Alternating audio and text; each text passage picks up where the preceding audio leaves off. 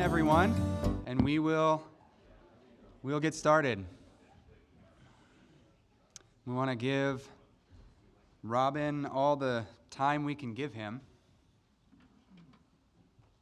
This morning, we're grateful to have Robin and Gigi Brown here from South Africa this morning, and so we will let them get started right away. Robin has been partnering with us, or we've partnered with him in the advance of the gospel for longer than I've been attending this church. So we've got a long-standing friendship and partnership, and so as you hear what is going on in South Africa and the work that they're doing and the fruit that God is graciously producing there, just remember, if you can think back that far, or at least to the last time you read 3 John, that we are fellow workers for the truth together with Robin and his family and Antioch Bible Church and South Africa Seminary. So realize that your prayers and gifts and friendship are partnering with them in the work that's being done. So we're so grateful for Robin and Gigi coming and sharing with us the fruit of the ministry there. And so please welcome Robin as he shares what they're working on in South Africa. Robin.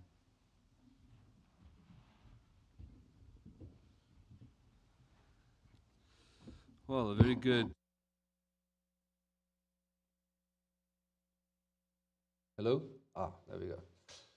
Good, very good morning to you all here. In Celsius, it's -7, so we've freezing. It's, I think, what are you saying, Al? It's about 18. What's that in Fahrenheit? I don't know how Fahrenheit works anymore. But I believe in where we come from in South Africa, somebody said the equivalent is 96 right now. So quite a difference. It's our summer holidays there at the moment, so it's completely opposite of here. So it's good to be with you. We sent pictures of some of those snow mounds out there, and our children are like, "Can you send some of that so we can cool down?" So, but it's good to be with you. It's been a couple of years, I think. Last time I came was with my son Riley in 2022, just around about the end of COVID. And prior to that was, I think it was 2011 or something when we were here as well. So it's a joy to be with you. My wife's here as well, Gigi. So I'm thankful that she could come with me on this trip. So please, we look forward to meeting as many of you as we can while we're here this weekend. So please come up, ask questions at the end of this presentation, and we'd love to meet you. Thank you for so many of the cards Christmas cards that you sent. We have, I think, do you call it Christmas in September here, or Christmas in October? Yeah.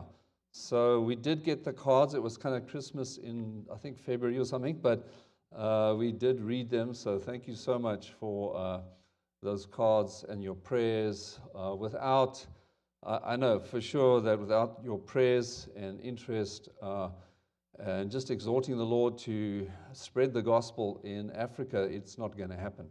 So thank you so much for that. Yeah, so just to give you a bit of background then of us and where we're from. I was born in a country called Rhodesia, in a capital city there called Salisbury. Now it's called Zimbabwe and Harare. And it's about, you have another African elder here, that's Sharif.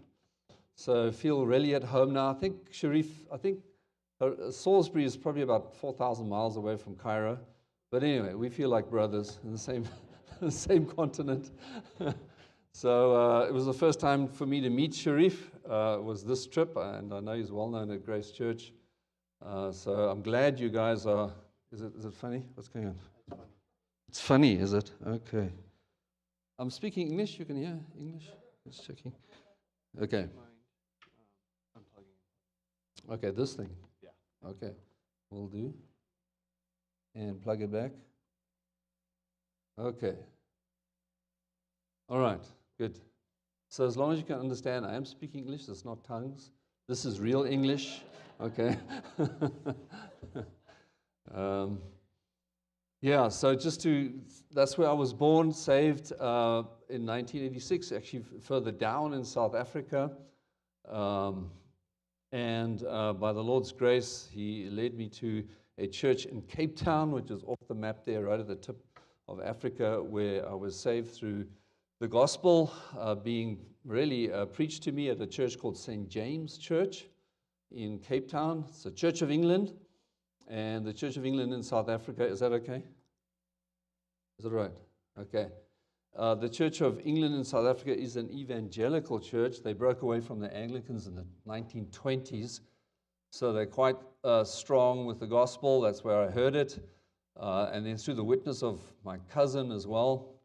I was an accountant in business, and that's where the Lord saved me. My wife was also saved in Church of England, and so we met and were married, and then moved to the north of South Africa, which is above Pretoria there, still in South Africa.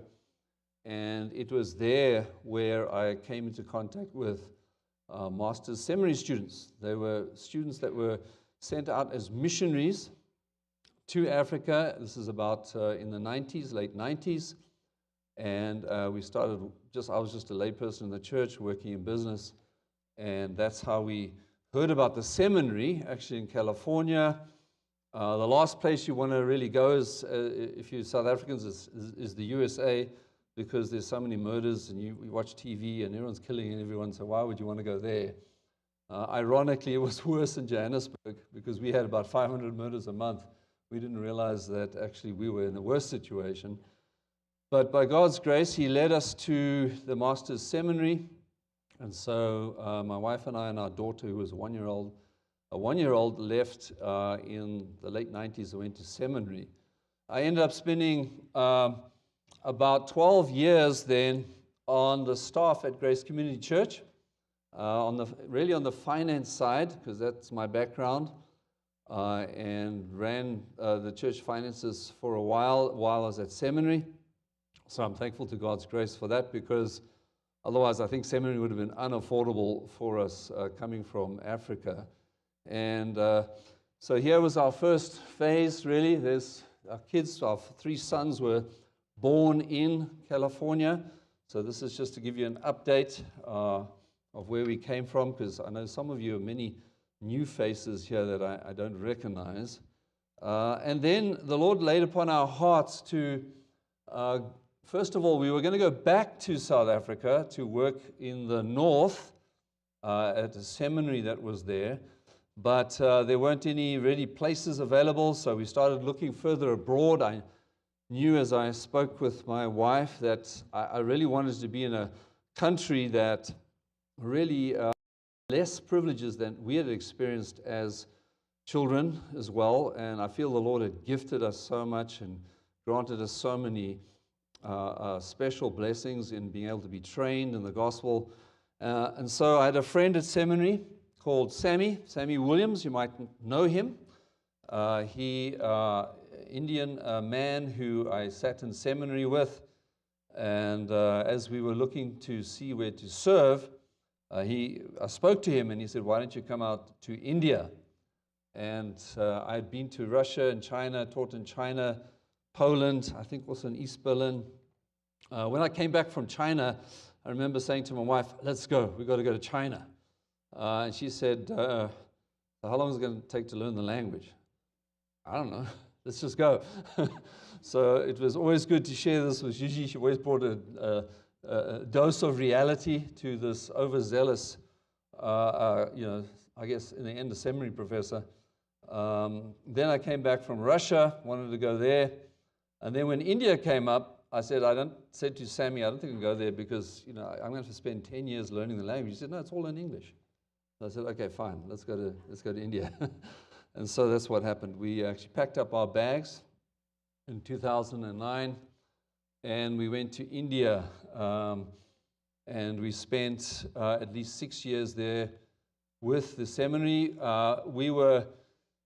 The way they sent us was I was having tea at Grace Community Church the Sunday afternoon, and I know you have a lot of hoops for missionaries. You should have a lot of hoops for elders and training and testing and all the rest of it. On the Sunday afternoon, Kevin Edwards came to me and he says, when can you go to India? Because I'd like you to be there next week. I said, yeah, I think you mean just me? No, your whole family. So within 2 weeks, we had packed up and we went to India. That was our induction to India. I finished seminary, I was working at Grace, and so we packed everyone up and got on the plane and flew across. When we got there, we found out that the missionaries were leaving because they were coming to Grace for a conference, and they said, can you just run the church and run the seminary? We'll be back sometime. That was our introduction to missions. And so we didn't know how to drive there. We had no idea what the traffic was like. The language, it was 120% humidity. It was, I think, for the first at least 2 or 3 months, I think just about every night I said to Gigi, I'm done, let's go back, we finished. This is not for me, But by God's grace, we continued to stay there. We did run the church, run the seminary, and eventually the missionaries came back, and we had visa problems, major visa issues. And we couldn't leave India. If we had left India at that time, we would have not been unable to come back because of the visa problems. The laws had changed there. And so we ended up staying there for an indefinite period of time, not even on the right visa, while continuing to teach at the seminary. So we can talk about that afterwards, but if you have anyone who wants to go into missions, be prepared for anything, because you never know what is going to happen. And this is the seminary we were training at. There's Jeremy Smith on the left. In the middle is Kevin Edwards, Jeremy Smith on the left. I'm on the right. Sammy Williams is that little Indian guy to the right of the big guy with the white shirt. He was my friend and from India. And so those are the men that we trained in India. It was a residential seminary program, so they were there with their wives. They stayed there for 3 years. They had to uproot from where they were because India is such a massive place, 1.3 billion people. And they came and lived at the seminary. And so we poured into their lives at the seminary and in our home. And it was a wonderful time. But then after 6 years, the government changed. You might have heard, I think it was 2015, Modi came to power in India. And his goal was to, it still is to actually make India totally Hindu. It was a secular state, even though Hinduism is probably 96% of the religion. He wanted to get rid of all foreigners and make Hinduism the main religion. And so he slowly closed down every single not-for-profit that he could find. He closed down all the seminaries. And eventually the Williams, who are Indian, came to us and said, you know what, we've got to ask all our foreign missionaries to leave. Otherwise, they're going to close us down as well. And so we had to leave in basically 2015 and pack up just so that the seminary could continue in India. Otherwise, the presence of foreigners at the seminary would have shut it down. And at that stage, they had some strong teachers. Several of the students we had raised up to be pastors and teachers, and they actually took over the seminary, which was great. That was our goal. Our goal was always to work ourselves out of a job anyway, and the seminary is still going strong today. And as you know, you've got missionaries from India here who are going to India. They're going to be sent by your church to the east coast of India as well. So we have a special place in our heart for India. That's for sure. The most we could probably do is go and do a couple of weeks modules, teaching modules there. But the Lord laid on our hearts to come back to South Africa. I was asked by one of the seminary students there who was running a church in Johannesburg to come and start a seminary in Johannesburg, in South Africa. There is a seminary already in the north of South Africa in a place called Polokwane, but that's 4 or 5 hours north of Johannesburg. And Johannesburg is the main city with about 13 million people, Greater Johannesburg. If you add Pretoria in, there's 20 million people in that area, and there's no seminary. So they asked me to come back and help with the beginning of a seminary there, and not wondering, we hadn't had any other offers to Europe or any other place. So we decided, let's go back and start the seminary in South Africa. So it was called Shepherd Seminary, which we started really in 2016 in conjunction with Antioch Bible Church. These are the elders of Antioch Bible Church. Tim Cantrell is actually American. He's been in South Africa for about 25 years. So he's in the middle there. To the right is Matt Florine. You might know them. He was in Malawi, because I know you had an interest in Malawi. Seth, you've been to Malawi a few times, right? Or at least once. Not?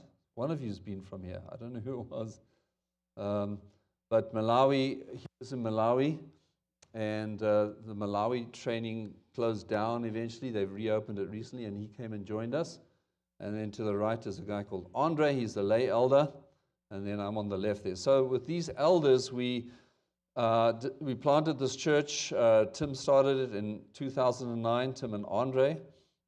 And in Johannesburg. And out of that, we also started the seminary in 2016 as well. So this is what the building looks like. It's quite a big building. The actual members built this themselves and put it together, designed it themselves, and organized the whole building structure. It was quite amazing that they were able to do that, because it's very difficult in South Africa to do any building, any church kind of building, to get any permission to do anything Christian. Even now, we're battling to get permission to buy extra land, because the country is so corrupt. They're expecting bribes. They just want bribes and bribes to get everything approved. And of course, we're not going to be doing that. So it can take 10 years or more for you to buy a piece of land and build a building if you're not prepared to pay bribes and follow the corruption in the country, which obviously we're not going to do. So it's amazing that the Lord provided ultimately that this building got built. So that's where we minister. The church at the moment is probably about 400 to 500 on a Sunday now. When we arrived there, it was about 120. And so the Lord has grown that church incredibly. A lot because of the effect of COVID. Many charismatics came in after the COVID situation, because they couldn't understand why their pastors were not in the hospitals healing people. That's because they can't heal people, and they started getting very disillusioned with charismatic doctrine. And so we had just family after family come and join this church. We stayed open during COVID. We didn't close. We had the police come about 5 times to try and arrest us as elders and put us in prison. But it didn't happen. So the church just grew amazingly after that. So it's still 4 elders, and we still have to get our hands around all of this. We are certainly trying to appoint more elders. It takes quite a long time to train elders up. So you can be in prayer that we can raise up more elders in this church. We have 2 or 3. Well, we had 1 guy, but we're sending him out for a church plant. So we're already losing an elder. He's a good guy, so he's got to go plant a church.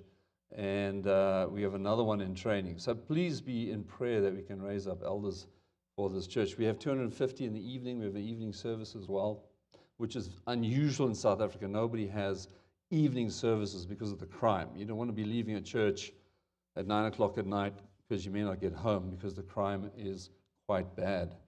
Here's our youth. So we just do regular things as what churches do. We have a youth group on a Friday, which the word is preached as well. We just have a small music ministry as well, and a choir. What we do at Christmas and Easter is an outreach. We have a kind of a Christmas Easter concert, if you like. We invite everybody from the churches all around Johannesburg. It has become very popular, and so it's just an opportunity to give the gospel out, because many of the churches in that area, just the gospel is not preached at all.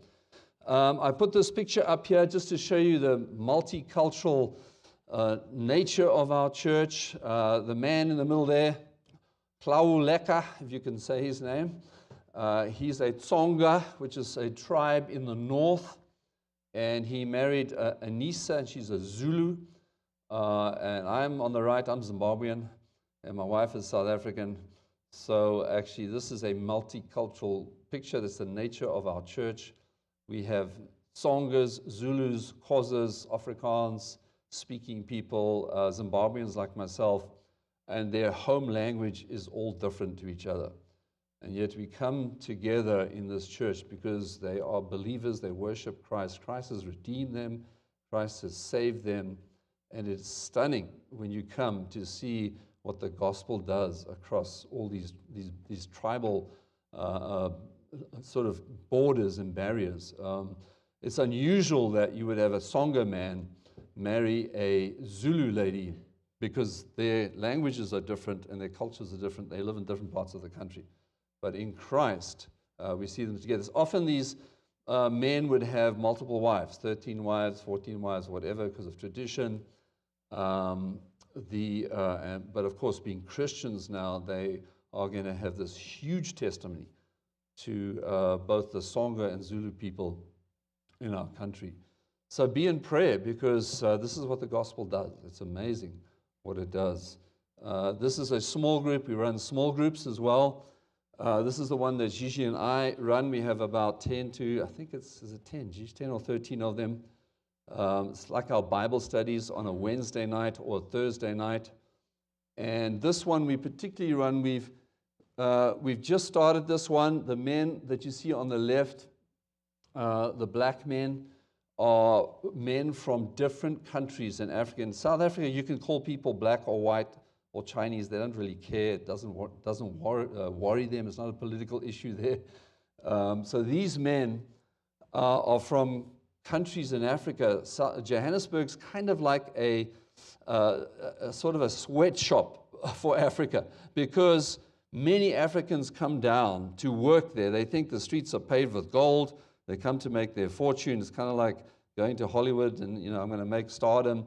But then what they find is that there's no jobs, there's 40% unemployment, and they end up in rooms with 25 people in one room, just sleeping all next to each other, and they end up being exploited in some way or another. So the family that owned this house went into this one area right next to them called Windsor, where there are many of these kind of refugees from different countries in Africa, and went and started evangelizing and bringing these young men into this Bible study.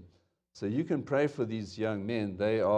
We've seen amazing growth in the last 6 to 8 weeks as they've heard the gospel.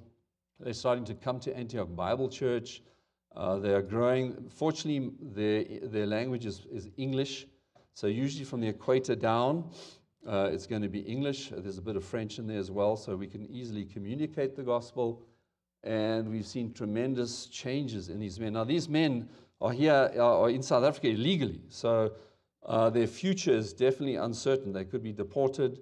But while we have them, we are going to give them the truth, give them the gospel, and pray that the Lord will convert them. Some of them are able to get visas of some kind and work there, and so can be there on a permanent basis. So these men are from Kenya, Uganda, Namibia, Zambia, all over Africa, that come to Johannesburg. So it's a fantastic opportunity for the gospel. So I'm thankful for this Bible study. So please keep praying for this study as we bring more men from Africa to this study. And we'll see how that goes. And then just as a church, God has given us a lot of grace and blessing. We've managed to plant 4 churches since 2016. Nelspruit Bible Church. We called Richard Peskett for that one. He was a TMS graduate. He's British. Western Area Bible Church. David Fall was called from the USA to head up that one. Livingstone Bible Church, a South African. John Klimek runs that one as well. He's the pastor there. And then Malalan Bible Church. We through our seminary then, you can see the transition here as we're transitioning to South African men that are trained in South Africa. We trained Nel Skippers, and he's running that church it's right next to the Swaziland border. Anyone heard of Swaziland? Okay, there's only 2 countries in Africa that are kingdoms. What are they? One is Swaziland, it's still a king, and the other one's Lesotho. And they actually are landlocked countries inside South Africa, and they still have a king and a queen. All right, so this Malalan Bible Church, number 4 there, is right near the Swaziland border. And so it's an opportunity to actually start impacting Swaziland for the gospel as well. And so Nels Skeepers is there. And these churches have done, by God's grace, done very, very well. We always took a bit of a risk with them. You never know how they're going to turn out. The men are well trained. They have holy lives. And they're doing quite well now. So keep praying for those churches. And then our current plans, Krugersdorp Bible Church. Krugersdorp is a town which is closer to our church, probably about 30 to 40 minutes away. And we started a Bible study there, Gigi and I, and it grew to over 50 people. They were all from Krugersdorp. Their home language is Afrikaans. Okay, so I taught in English, and it is, if you had to come to the Bible study, you say, this place is weird. They speak in tongues. What's wrong with them? So I would sit there, and I would teach in English, and then we all got together for tea and cookies. They'll all be speaking Afrikaans. And you'd be like, this is strange. Because that's how it works there. I can understand Afrikaans. If someone spoke to me in Afrikaans, I would just reply in English, because my Afrikaans is a bit slow. And then they would just talk to me in Afrikaans. So that's how it works. Gigi, fortunately, knows Afrikaans a lot better than I do. So that helps a lot. So this Bible study then got bigger and bigger with all these people from Krugersdorp. And so we decided to really transition it to a church plant. And so we've trained up a young man through the seminary, Dom Alves. He's English speaking, and he's now in the process of planting this church in Krugersdorp, which is higher up, a little bit further away from us. Johannesburg is 6,000 feet up. Krugersdorp is about 7,000 feet up, high up from us as well. So pray for Dom. He has to get this church off the ground. They're looking for premises in Krugersdorp even now as I speak. This week, trying to find a place, a school hall or something like that. And they should be able to start with at least 50 to 60 people, Afrikaans-speaking people. So, and that's a very needy area. We don't know of one solid Bible teaching church in that area. So pray for Krugersdorp. And then Tableview Church, we have a plan. That's in a place called Cape Town, 14 hours from us, so a bit of a stretch for us because it's a long way, but we're partnering with another church down there that we hope to plant a church in Cape Town, Tableview, with a man who's also trained through our seminary called Bryn George. So that'll probably only happen next year. We've got a lot of work to do there as well, so be in prayer for that as well. We also do missions work. We have a man we sent to Israel. The man in the middle there, his name is actually Israel. Believe it or not. And we sent him to Israel. Makes sense, right? Must be called to Israel. Actually, he's a Jewish guy. He came to South Africa from Israel, out of the army, was looking for work, heard the gospel. He was witnessed to from people connected with our church. They took him through Isaiah 53. He was saved. Amazing. And then he was just had this huge desire to go back to the Jewish people in Israel and give them the gospel. And so we worked it out with him. He married a South African lady, Marty. And so Israel and Marty went back to the Galilee area where they started a church. He was spat on. He was cursed. He was just like what you read in Acts because he's Jewish and now he's a Christian. And he's starting a church. And he's got a small church going there, probably about 20 to 30 people. And then the war broke out. And so they changed their church around because he lives in a place called Kiryat Shmona, which is right up near right north of Galilee, near the old biblical place of Dan. And he switched the church around and they started serving all the military, the Israeli military, with meals. And at the same time witnessing to all those soldiers. And so it's an incredible outreach. People are hearing the gospel. People are getting saved, even in the state of this war. Their building was almost destroyed about 2 months ago when a missile hit a building on the other side and almost destroyed their church. So be in prayer for Israel and Marty as they continue to seek to plant a further church in the northern area of Galilee there as well. We also have Kani and Misu Katunga. So they are, Kani lived in our home. He's on the far right for many years. He was like a son to us. We took him in into our one of our flats. We ministered to him as best we could. Excellent communicator. We met him at a university there where we were ministering. He's Zimbabwean, like me, and eventually met this girl called Miso, and I think she's Zulu. Anyway, when it gets to the church, you lose all those distinctions. It's quite interesting. And ended up marrying her, and he's been sent to the north of South Africa by our church just recently as an assistant, like an associate. First time we've done this, to assist a church planter missionary from the States who's planting churches there. We are like-minded with the missionary from the States, and so now we are sending men that we have impacted or trained to actually assist this missionary. The missionary plants churches and moves on to the next church, so then we leave men in the church that he's planted to assist and strengthen those churches while he moves on and plants another church. This missionary is fluent in Tsonga, an American missionary, so he's able to plant these churches. Kanye and Miso have to learn Tsonga because he's Zimbabwean, she's Zulu. They don't speak that language, but they're busy learning it, and they're going to be strengthening that church. He's an excellent preacher, so be in prayer for Kanye as well. This was their, I don't know if you can hear that. You think that, let's see. This was their Christmas service. Guess what they're singing?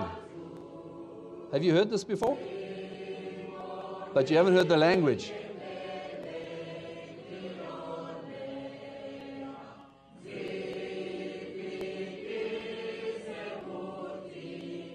That's Tsonga, all right? So you can now come to Tsonga land because you know Tsonga, right? So no excuses.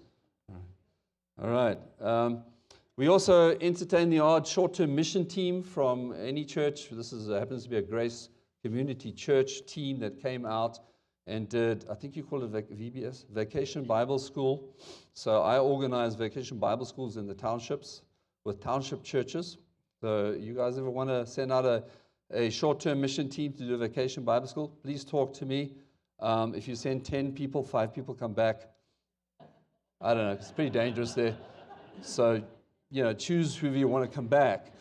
But mostly they'll come back, okay? So that's been a huge blessing to some of the township churches to organize that as well. The Shepherd Seminary program we opened the doors in 2018 by God's grace. Our first graduation was 7 men, 21. We now have 19 men on the seminary program. So please be in prayer for that. We're planning to graduate a further 6 men this year, the end of this year, and probably 13 men in 2027. We only take men in every 2 years. They have to be under a solid church with a pastor, almost on an intern position. Otherwise, we don't take them. And then I teach I teach Hebrew and Greek because no one else wants to do that. So, and we have 6 men who are TMS pastors running churches who come and volunteer their time to teach. And here's just some of the men. As you can see, just a mixed, multicultural group of men that come through. And this was the Hebrew class. And you can see that guy on the far right, I think he's tearing up his exam paper. I just noticed that. I was wondering why he failed. I just see now why he failed. Anyway, so here's one of the Hebrew exams. We just use our sanctuary. We just move it like this. We just move the tables around. I'll do projection on the wall, and that becomes the seminary. That's how we operate. So we don't have a seminary building, but it works fine for these men. We also run weekenders. We reach out to pastors in our area, in the rural areas. We bring them in for about 4 or 5 days. They sit in elders' meetings.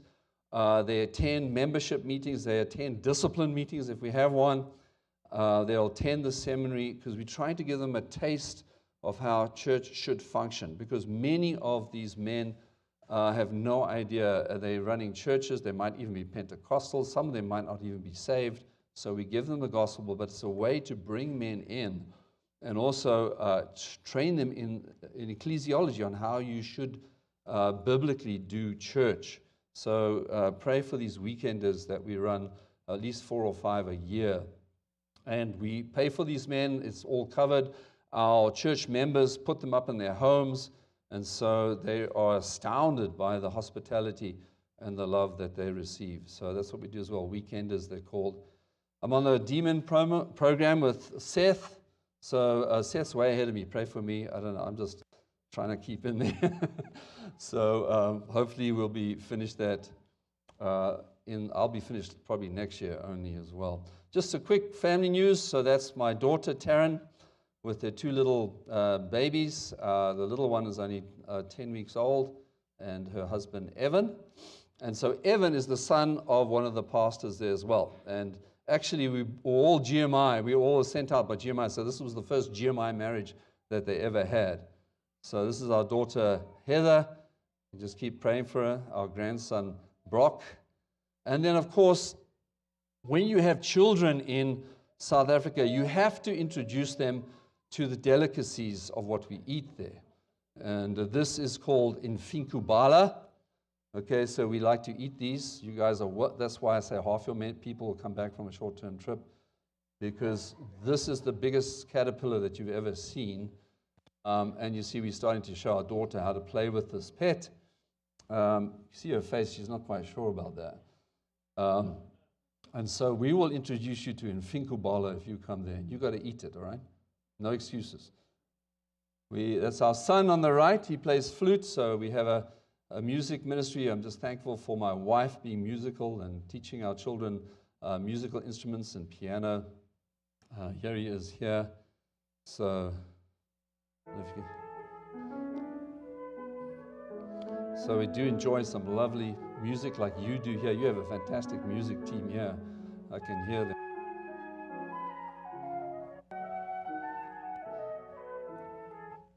And this is our other son, Riley, who came with me 2 years ago, and his little niece. He loves to shoot. This is a sniper rifle. I guess it's almost, what is a 1 kilometer? I don't know what's that in English. It's probably about, 1,800 yards, something like that. So he likes to do long shots as well. This is our other son, Nathan, who graduated in electrical engineering. He now works in San Diego. Just took up a job about 10 days ago. So pray for him, because we've lost our son across the pond now to this side, and he's working for an electronics company in San Diego. So there he is there as well. But anyway, thank you so much from us as a family. We just love this relationship with your church. And as I say, any of you love to come out there, please let us know. We'd love to have you. And here's our prayer requests. 2 new church plants for 2025, 2026, probably going to be 27. Shepherd Seminary, 13 new students. Just our church, Antioch Bible Church. And then missions in Israel and Limpopo. So thanks. And I'll take any questions that you have now, if you have any. Thanks a lot. Yep. You're hearing it. I know it doesn't sound like English, but it is. Yeah. Yeah, so I speak, I'm pretty bland. I only speak English. That's why they gave me an American passport. So I can understand Afrikaans, fortunately. I can speak it, sort of. I don't want to speak it in front of my wife because she'll say, that is not Afrikaans. But that's about it, yeah, so just English, yeah. Zimbabwe I guess the country Zimbabwe where I grew up was English, Shona and Indebele, and you can get by with English because most people speak English there. Any other questions about the ministry or anything else? Yes? Robin, you're training pastors to send them out to these churches in the area around you, the countries around you. What is the typical church like around you that doesn't have that resource? What's the level of training for most pastors, and what are the churches like? Or is there a large charismatic influence? What are you combating, I suppose? Yeah, so the whole country is Christian, like it is here. And so there's a church under every tree, just about. Literally, you will drive around Johannesburg on a Sunday, or just down the streets, and there'll be a whole gathering of people under trees. And those are usually going to be Pentecostal people. They'll be led with someone who has no training whatsoever. just speaking what's in their mind, no biblical background whatsoever. So that's the kind of thing that you're up against. It's the charismania there is at a huge level because it just totally fits in with ancestor worship. Many of the tribal people, Zulus, Xhosas, are trapped in ancestor worship. So it's Jesus plus the ancestors, and so they will tell you they're Christians. But then if somebody dies, you go to the funeral, you will see that they are trying to placate the ancestors at the same time. So it's very syncretistic with this kind of mysticism and ancestor worship.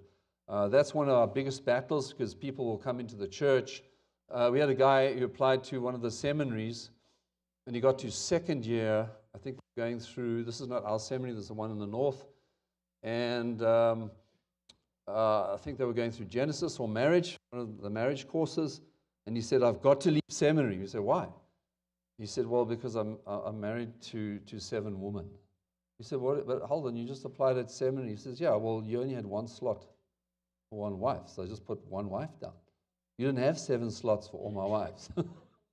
I mean, so this is the kind of thing that then you have to deal with that because he's a Christian, and now how are you going to counsel him? He has 7 wives, and he has children with all of those wives. And he says, what must I do? So those are the kind of questions that we have to deal with. Ancestor worship is prevalent.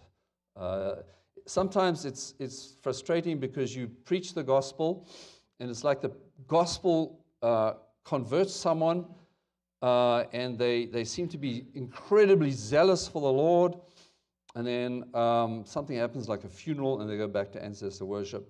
And it's almost like an onion. It's like the gospel penetrated several layers, but it never got to the heart. And so you only discover that sometimes later. So that's the kind of thing you're up against there as well, is a lot of fake Christianity. And that's a battle. I found it easier to witness to Hindus in India than it is to almost give the gospel to Africans in Africa. A good question. Yeah. Any other questions on that? Yeah.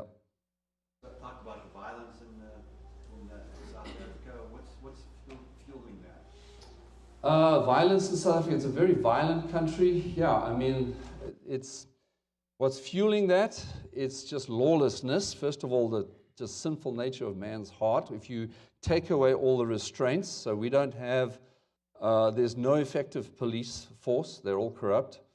The courts are useless. They don't. If someone does get to court, and it's a heavy crime like murder, they'll be let off within a year or so, and they'll be back on the streets murdering people. And so the criminals know that. So when you remove all those restraints, you just see the total expression of man's true nature coming out, and that's the issue there. It's not so much that they're starving people. I mean, India had more starving people than what we have. And so there are people that are struggling socially, economically, but at the end of the day, it boils down to the sinfulness of man's heart, and then you're removing all those restraints and just saying you can do what you want, and there's going to be no accountability for what you do. And then you see the true nature come out, and that's what it is. People are, and then of course, once they're trained in that, once they've got away with stealing your car or stealing something or killing someone, it starts becoming second nature. They can do it again. And they're still set free, and so it can be done again. And so we firmly believe the only hope is the gospel. If you want to see permanent change in anybody, and that's why we're so glad to be there. Even though it's a very dangerous place, the effect of the gospel is amazing. Then you'll see true conversions and people change from the inside out and leave their life of criminality, of theft, of robbery, of murder, and actually totally change. So we're actually thankful to be there. This is the best time to be there, even though it's high risk, and we just trust that to the Lord. So yeah, that's the situation there in South Africa. So everyone has electric fences and dogs with big teeth, and it's kind of cool in some ways. I've been electrocuted a few times trying to fix the fence. It's that kind of thing. You just work with what you have. We don't. It's like you live in it, but it's almost like you don't notice it. Al was driving us around Coeur d'Alene here and some of Hayden, and I said to my wife, "There's no fences, man. This is high risk. Nobody's got a fence." And then you got these little funny little cameras on your doors, Ring something. What's it? I mean, that would be stolen in South Africa. The guy would walk up and say, "Oh, this is nice," and just take it, And then you'll call the police in South Africa, and they'll say, "Sorry, we can't help you." And so even those little cameras wouldn't work there because they'd be stolen, And so I just became aware of the fact that so many houses here, not all, but so many, have just no fences, and the cars are left outside in the street. It's like I start shaking when I see that. Yeah, so you get used to it, Anyway, good question. Yeah, any other questions?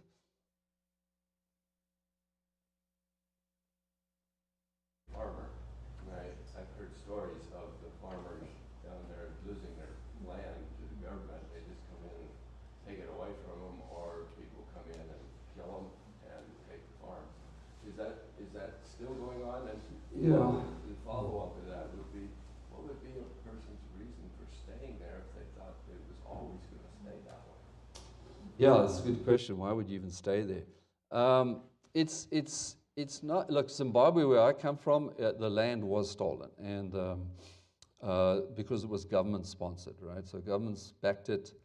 Communism, basically, it's communism. Communism, Marxism came in, and the first thing they do is exploit so-called differences between people, and they say, "Well, you're black, you're white. You know what? You deserve this land. The white people don't."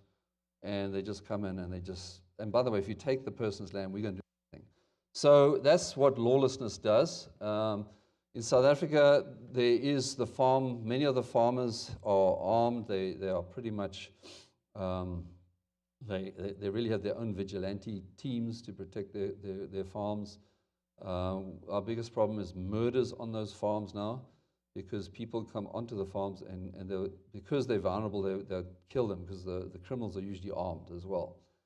So they won't actually steal the land just as yet, but because our government keeps talking about land reappropriation, and they keep referring back to apartheid of 35 years ago or beyond, it kind of emboldens some people to then say, "Well, I want that piece of land." And obviously, it's going to be the most productive land.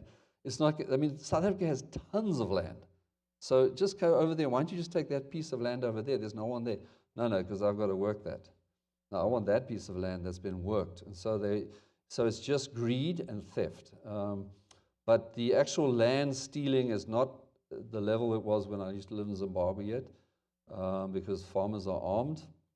We have recently got a coalition government now, and they are holding the government in check to some extent. And so the land appropriation bills haven't quite passed through yet. Why would people stay? I just think they don't know anything else. It's very hard for them to just immigrate and say go to Europe or any other country. It's not simple. They love the land. That's all they've known, usually talking about second, third, fourth generation farmers. So they're not going to leave that easily. They're going to rather fight or die for their land. So that's why they're staying there. Some have left if they're able to, but the problem is they're not able to. The rand is 20 to 1, 20 rand to buy $1. So economically, you kind of held there as a hostage, because even economically, you can't just pack up and go. It's very difficult. So. And then others are believers. There's many farmers who are believers, and they will just stay. They're not going to move, because they see it also as an opportunity for the gospel. So those are probably a host of reasons why they stay. But others do leave. Yeah. Good question. Yeah. In terms of evangelism to the charismatic and ancestry worship, what is your method, or how do you go about evangelizing? Yeah, it's quite difficult because, first of all, they already believe. They'll say they believe in Jesus and that He is God. And then you have to find out. So if we're talking about a person who's like from a Zulu or Xhosa background, you're going to have to explain that you're basically going to go through the uniqueness and the sufficiency of Jesus Christ, and also really the authority of Scripture. So we start usually with the authority of Scripture, and then we'll look at the sufficiency of Jesus Christ. I am the way, the truth. No man can come to the Father except by me, which excludes your ancestors. And so we'll explain these. Really, that's where you're going to go with that. Because usually they haven't really heard that. They're very biblically illiterate. And so that's where you're going to begin. And so they have to realize that the ancestors are not on the same level as Jesus Christ. In fact, we'll take them to texts after that regarding how even the demons quiver and refer to demonic forces, and that what they're worshiping ultimately is demonic forces. That's what's going on. But I'd say the main approach is pointing to the authority of Scripture and the sufficiency of Christ, and taking to those kind of verses first. But it's hard because they'll acknowledge all that, but then they have huge cultural pressure from their family. I had a young lady come to me who's Zulu, I think. She said, I've got to go to this seance kind of thing because there's somebody dying in the family, and the witch doctor said everybody has to come and perform the ceremonies, otherwise we're all going to die. And then her father said to her, you must come and do this. And she said, I can't do this, I'm a believer. He said, but we're all believers, what's the problem? We've got to do this, otherwise everyone's going to die. And so even her uncle came to her and said, you must come and do this. And so in the end, she asked me for advice, which was unusual, asking a white person for advice. And I just said, well, you can't go. And I went through Scripture. I said, if you go, you can't go to the ceremony, that's for sure. And so in the end, she did make a stand. But to make that stand is incredible, because the force, the pressure, you're going to be ostracized from your family. You're going to be cut off.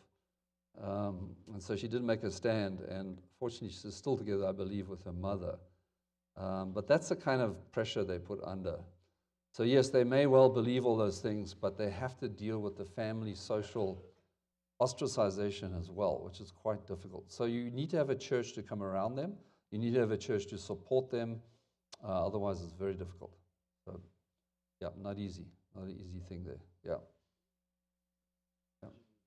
What about, you said that a lot of people were biblically illiterate. Are there many Bibles down there? Yeah, many Bibles. There's lots of Bible stores. There's Bibles in Zulu, Xhosa, Sotho, Ndebele, Venda. So there's a lot of access to scriptures. Not everyone can necessarily read all that, but there's access to the gospel, in the Bible. But it's the way they are told to interpret it is the problem. So that's the issue. Yeah. Many Catholics in South Africa as well. Many, yeah. There's many Catholics. There's Muslims. Muslims are mainly in the south, I would say. Cape Town is a strong Muslim community. I used to do Muslim evangelism down there. The Muslims are very closely knit, very militant as well. So yeah, the biggest probably religion is something called the Zionist Christian Church. They have over 1 million members. They meet once a year in a place called Zanin, and you got to see this. It's unreal. There'll be 1 million people there in the bush, going as far as the eye can see. Thousands of buses bus them in from the whole of Africa. In fact, the sun shining off the rooftops of the buses looks like the sea because it's so far. And they come to a little mountain there, and they call it Mount Moriah from the Bible. And they have one bishop, and he's like the Messiah. And so they worship this guy. And basically he asks for money. And they're very poor people, many of them, and so they just give 10 rand, which is like $1. But because there's millions of people there, he's a millionaire.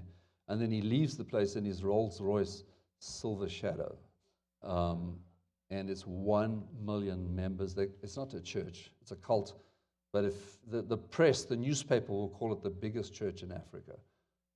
So that's the kind of thing that goes on there. That's probably the biggest, is that cult in South Africa. Yeah.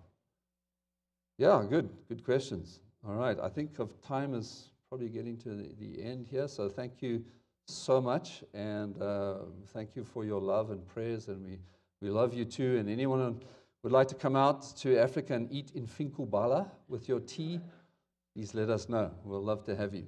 Can I close in prayer? Father, thank you so much for the saints of this church.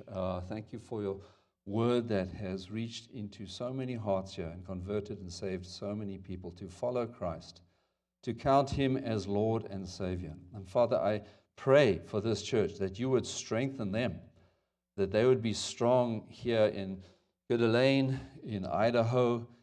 Father, that their witness would go beyond the walls of this church. They would reach into their neighbors' homes, into their schools and workplaces with the gospel of Christ, that they would be fearless and they would share the gospel, that their lives would be holy, their marriages would glorify you. And so, Father, because all of that encourages us in South Africa as we hear and see people live out their life of Christ here in Coeur d'Alene. So I do commit them to you. Thank you for their love and care and concern. And I pray for the elders of this church. Keep them strong, Father, in their marriages, faithful, that they would be faithful with the word and all that they say and do. We pray this in Jesus' name. Amen. Thank you.